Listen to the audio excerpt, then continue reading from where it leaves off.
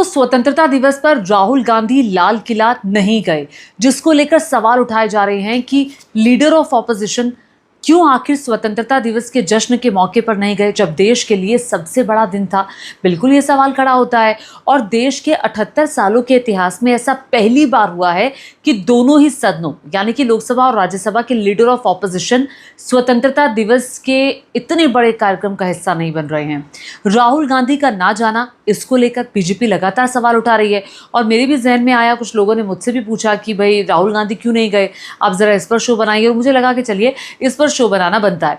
अब राहुल गांधी नहीं गए, इसको लेकर सवाल इसलिए उठ रहे हैं कि उनका जो पद है लीडर ऑफ ऑपोजिशन का, ये एक संवैधानिक पद होता है।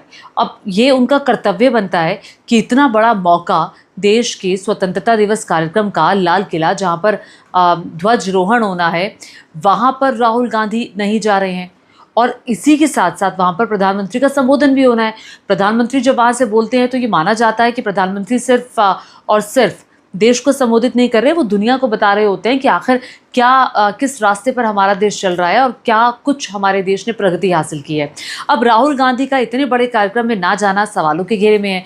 बीजेपी आरोप लगा रही है कि ये तो राष्ट्र विरोधी काम किया है राहुल गांधी ने। और साथ ही साथ राहुल गांधी पर बीजेपी ये भी सवाल उठा रही है कि ये सेना का अपमान है, ये राष्ट्र का अपमान है, देश का अपमान है, और ये राहुल गांधी की नफरत भरी सोच है जो उजागर हो जाती है। देखिए, कई लोग तो ये भी कह रहे हैं कि राहुल गांधी का सपना तो पीएम बनने का है। अब ऐसे में ये कोई मोदी का कार्यक्रम तो था नहीं, ये तो देश के लिए सबसे बड़ा कार्यक्रम है। वहाँ पर जाना तो राहुल गांधी का बनता था। राहुल गांधी को वहाँ जाना चाहिए था, क्योंकि देश के सम्मान के लिए जाना चाहिए था। उनका वहाँ ना जाना एक गलत संदेश दे गया। अब इस पर कांग्रेस पार्टी का क्या जवाब आया है, ये भी मैं आपको बता देती हूँ। हालांकि आधिकारिक रूप से कांग्रेस के हैंडल से कुछ भी नहीं कहा गया है, ये नहीं बताया गया कि राहुल गांधी जो है वो क्यों नहीं गए। लेकिन कांग्रेस पार्टी के ही प्रवक्ता हैं अजय उपाध्याय, उनकी तरफ से जानकारी दी गई है। अब अजय उपाध्याय कहते हैं कि राहुल गांधी और मल्लिकार्जुन खड़गे, ये दोनों नेता संवैधानिक पद पर हैं। उन्होंने कहा कि संवैधानिक पद की गरिमा का मामला है और किसी व्यक्ति का ये मामला नहीं है।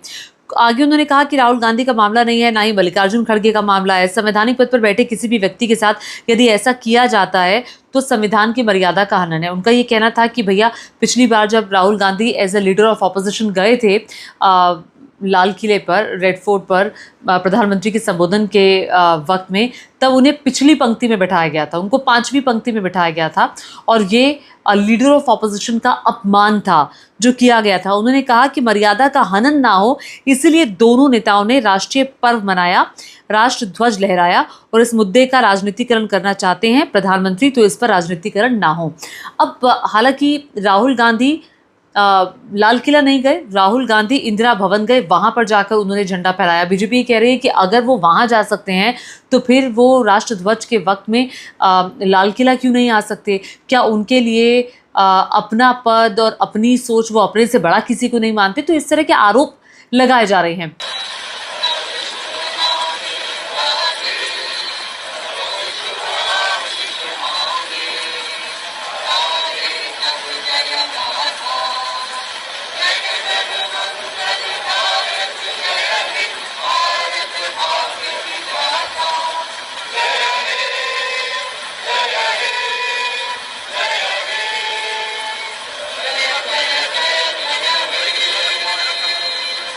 अब सवाल ये खड़ा होता है कि नियम क्या कहता है, प्रोटोकॉल क्या कहता है कि जो लीडर ऑफ ऑपोजिशन है वो कहाँ बैठता है।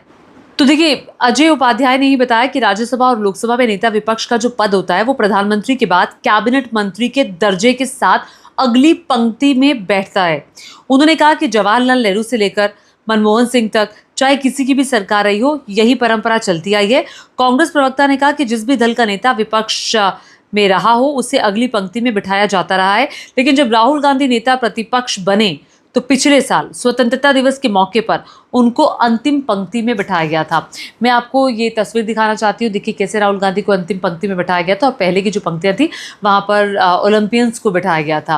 अब बीजेपी का ये कहना है कि देखिए उस समय ओलंपियंस बैठे हुए थे, इसलिए राहुल गांधी को 5वीं पंक्ति में बिठाया गया था, इसके अलावा कोई और रीज़न नहीं है। लेकिन कांग्रेस पार्टी का ये कहना था कि आपने तो लीडर ऑफ ऑपोजिशन के पद का अपमान कर दिया। अगर आप कहते हैं कि लीडर ऑफ ऑपोजिशन का पद बहुत महत्वपूर्ण होता है और प्रधानमंत्री के बाद बाकायदा कैबिनेट मंत्री के दर्जे वाला होता है तो वो उस गरिमा का ख्याल और उस पद के महत्व का ख्याल तो आपको रखना चाहिए। और हालांकि मैं आपको ये बता दूं कि राहुल गांधी के बारे में मैं नहीं जानती, हालांकि मुझे नहीं लगता कि अगर राहुल गांधी चले भी जाते तो उन पर ज़्यादा फ़र्क पड़ता, वो जिस तरह के व्यक्ति हैं।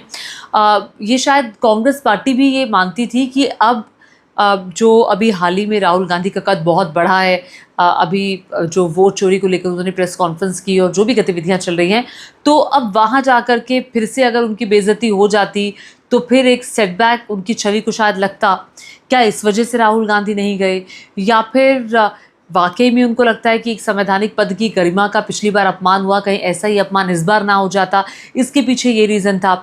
तो कुल मिलाकर के सवाल ये है कि बीजेपी तो ये कह रही है कि राहुल गांधी ने इतने बड़े पद का अपमान कर दिया और राहुल गांधी के लिए देश सर्वोपरि नहीं है, ये बीजेपी कहकर राहुल गांधी पर निशाना साध रही है, जबकि कांग्रेस पार्टी का इस पर अलग तर्क है और आधिकारिक रूप से कांग्रेस पार्टी की इस पर कोई प्रतिक्रिया नहीं आई है। आपको क्या लगता है, नीचे कमेंट करके ज़रूर बताएगा कि क्या राहुल गांधी ने लाल किले पर ना जाकर के ठीक किया, या फिर उन्होंने वो वहाँ जाते और वहाँ जाकर के जो उनके पद की गरिमा है उसका ख्याल रखते और अपने पद के अनुरूप उनको वहाँ जाना ज़रूरी है, या वहाँ जाते तो शायद हो सकता है कि पिछली बार वाली स्थिति नहीं रहती। तो कुल मिलाकर के आपको क्या लगता है, क्या राहुल गांधी को जाना चाहिए था या ना जाकर के उन्होंने अच्छा किया? नीचे कमेंट करके ज़रूर बताएगा। धन्यवाद। मेरे चैनल को सब्सक्राइब ज़रूर करिएगा।